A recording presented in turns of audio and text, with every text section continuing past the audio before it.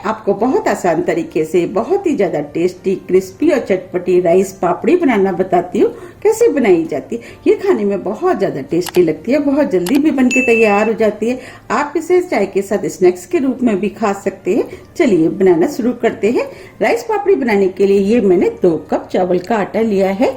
ये हमें easily market में मिल जाता है। 2 टेबल स्पून धुली वाली उड़द की दाल, 2 टेबल स्पून धुली वाली मूंग की दाल। इन दोनों दालों को मैंने 2 से 3 घंटे के लिए पानी में भिगो दिया जिससे कि दाल फूल जाए। जब ये दाल फूल गई तो इसका जितना भी एक्स्ट्रा पानी था वो मैंने छलनी से छान करके निकाल दिया है। चलिए बनाना शुरू करते हैं। ये मैंने मिक्सिंग बाउल लिया है। अब चावल के आटे को इसके अंदर डाल देती हूँ। उड़द की दाल इसे भी डाल देती हूँ, मूंग की दाल इसे भी डाल देती हूँ। आप चाहे तो इस पापड़ी में दोनों दालों का यूज कर सकते हैं। अगर आपके पास एक दाल है तब भी आप इस पापड़ी को बना सकते हैं।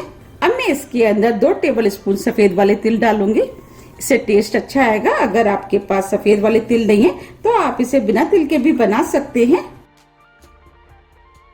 ये मैंने 5 से 6 करी पत्ते लिए जिसे मैंने छोटे पीस में काट लिया है, वो डाल देती हूँ। इससे पापड़ी में फ्लेवर अच्छा आएगा और पापड़ी खाने में भी टेस्टी लगेगी। आधा इंच अदरक का टुकड़ा जिसे मैंने कद्दूकस कर लिया है वो भी डाल देती हूँ। 1 हरी मिर्च आप अपने टेस्ट के अनुसार थोड़ी सी कम या ज्यादा भी कर सकते हैं। 1 टीस्पून जीरा, आधी टीस्पून काली मिर्च जिसे मैंने कूट लिया है। आप काली मिर्च की जगह लाल मिर्च का भी यूज कर सकते हैं। नमक टेस्ट के अनुसार, 1 टेबल स्पून हरा धनिया, 3 टेबल स्पून ऑयल। आप ऑयल की जगह घी का भी इस्तेमाल कर सकते हैं। अब मैं हाथ से सभी चीजों को अच्छे से मिक्स कर लेती हूँ। मैंने सभी चीजों को अच्छे से मिक्स कर लिया है। ये मैंने 1 कप हल्का गर्म पानी लिया है। अब मैं इसके अंदर थोड़ा सा पानी डाल देती हूँ।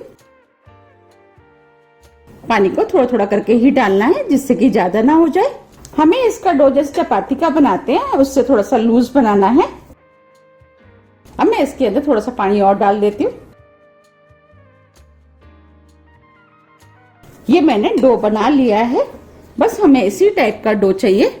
इसको बनाने में आधा कप पानी का यूज हुआ है। पानी का रेशो थोड़ा सा ऊपर नीचे हो सकता है क्योंकि ये चावल के आटे पे डिपेंड करता है कि कभी कभी चावल का आटा ज्यादा पानी लेता है और कभी कम। अब मैं इस डो को 20 मिनट के लिए सेट होने के लिए रख देती हूँ और ढक देती हूँ।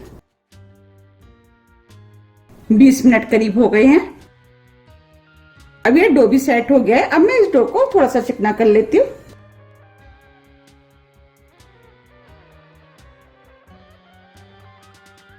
अब मैंने डो को चिकना कर लिया है। अब मैं इसमें से थोड़ा सा डो ले लेती हूँ। ये मैंने 1 छोटे नींबू के बराबर का डो लिया है। अब मैं आपको पापड़ी बना के दिखाती हूँ। पापड़ी बनाने के लिए ये मैंने पॉलिथीन लिया। आपके पास जो भी पॉलिथीन है वो ले सकते हैं। अब मैं इस पॉलिथीन पर थोड़ा सा ऑयल लगा देती हूँ जिससे कि पापड़ी चिपके ना।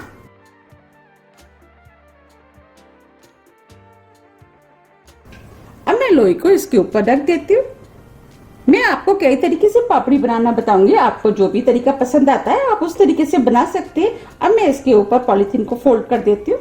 एक तरीका तो ये है कि आप इस पापड़ी को हाथ से इस तरीके से घुमाते हुए बड़ा कर सकते हैं।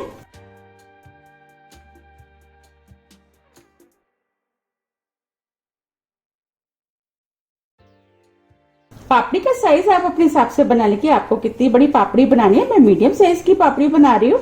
आप उसी हिसाब से लोई को ले लें। देखिए ये पापड़ी बनके तैयार हो गई है। अब मैं पॉलिथीन को खोल लेती हूँ। अब मैं आपको पापड़ी को निकाल के दिखाती हूँ। ये पापड़ी बनके तैयार हो गई है। एक तरीका तो पापड़ी बनाने का ये है। अब मैं आपको दूसरा तरीका बताती हूँ। अब लोई को इस पॉलिथीन के ऊपर रख देती हूँ और पॉलिथीन को इस तरीके से फोल्ड कर देती हूँ और लोई को दबा देती हूँ। अब मैं इस पापड़ी को इस बेलन से बेलूंगी। हमें इस तरीके से बेलन से बेलना है और पॉलिथीन को घुमाते जाना है।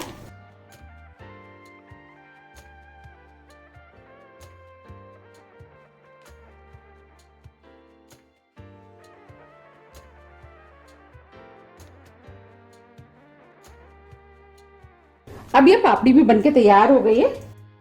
अब मैं इसे खोल लेती हूँ। अब मैं आपको निकाल के दिखाती हूँ। हमें इस तरीके से पापड़ी को निकालना है। अगर आपको ये तरीका पसंद आता है तो आप इस तरीके से बना सकते हैं। अब मैं आपको तीसरा तरीका बताती हूँ। अब मैं लोई को पॉलीथीन पर रख देती हूँ। अब पॉलीथीन को फोल्ड कर देती हूँ। अब मैं इस पापड़ी को इस कटोरी से बनाऊंगी। इस कटोरी से इस तरीके से हमें दबाते हुए इस पापड़ी को बड़ा करना है। मुझे ये तरीका सबसे ज्यादा आसान लगता है। अगर आपको ये तरीका पसंद आता है तो आप इस तरीके से भी बना सकते हैं। अब ये पापड़ी बन गई है। अब मैं आपको निकाल के दिखाती हूँ।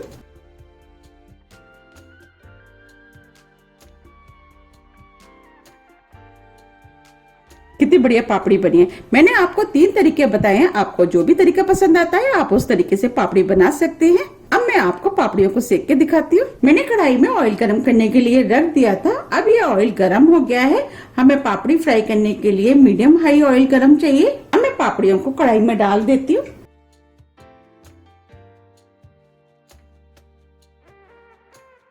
हमें इस तरीके से पापड़ियों को कढ़ाई में डालना है। गैस को मैंने मीडियम कर दिया है।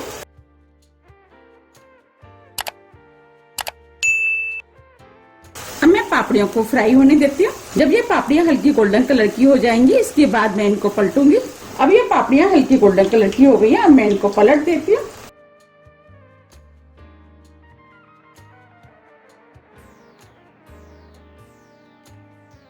आप इन पापड़ियों को हल्के गोल्डन कलर का होने के बाद ही पलटें जिससे कि ये टूटे ना। अब मैं इन पापड़ियों को दूसरी तरफ से भी सेक लेती हूँ। अब ये पापड़ी दोनों तरफ से गोल्डन ब्राउन कलर की हो गई है और क्रिस्पी भी हो गई है। अब मैं इनको निकाल लेती हूँ।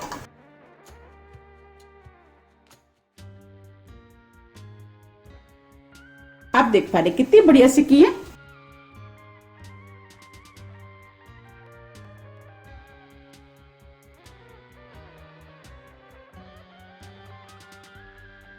आप देख पा रहे पापड़ी कितनी बढ़िया तल के तैयार हुई है। अब मैं कढ़ाई में और डाल देती हूँ।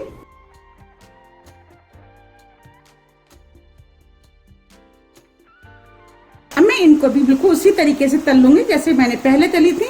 अब ये पापड़ियां भी तल गई है। मैं इनको भी निकाल लेती हूँ।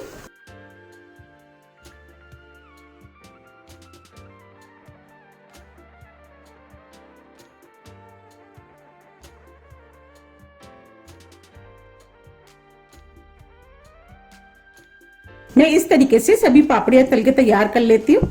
मैंने सभी पापड़ियां बना के तैयार कर ली हैं। आप देख पा रहे कितनी अच्छी और क्रिस्पी पापड़ी बनके तैयार हुई हैं। आप इन पापड़ियों को एक बार जरूर ट्राई कीजिएगा। आपको ये पापड़ियां बहुत ज्यादा पसंद आएंगी। अब मैं आपको दिखा भी देती हूँ कितनी क्रिस्पी बनी है।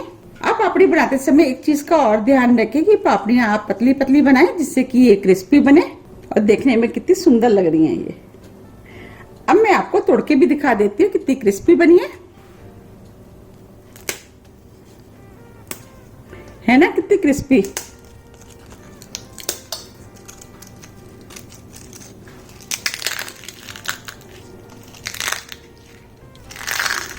आप देख पा रहे कितनी क्रिस्पी बनी है। आप इन पापड़ियों को 1 से 2 महीने के लिए एयर टाइट डब्बे में भर करके रख सकते हैं और जब भी आपकी खाने की इच्छा है आप इनको निकाल करके खा सकते हैं। आप इनको बनाइए, खाइए, फिर मुझे कमेंट्स करके जरूर बताइए कि ये आपको कैसी लगी। मुझे उम्मीद है कि ये आपको बहुत ज्यादा पसंद आएंगी। अगर आपको मेरी रेसिपी पसंद आती है तो आप ज्यादा से ज्यादा फ्रेंड और फैमिली के साथ शेयर कीजिए और रेसिपी को लाइक कीजिए। कमेंट्स करना तो आप बिल्कुल मत भूलिएगा जिससे कि मुझे पता लग सके कि आपको मेरी रेसिपियां पसंद आती हैं। आप मुझे मेरे फेसबुक पेज को भी फॉलो कर सकते हैं। इसका लिंक मैं अपना डिस्क्रिप्शन बॉक्स में दे दूंगी। अगर मेरी वीडियो आपको थोड़ी भी पसंद आती है तो वीडियो को लाइक कीजिए, चैनल को सब्सक्राइब कीजिए। सब्सक्राइब बटन के बगल में जो बेल आइकन है उसे आप प्रेस करना ना भूलिए जिससे मेरी आने वाली वीडियो का नोटिफिकेशन आप तक सबसे पहले पहुंच सके। अब हम फिर मिलते हैं नई रेसिपी के साथ। जब तक के लिए नमस्कार।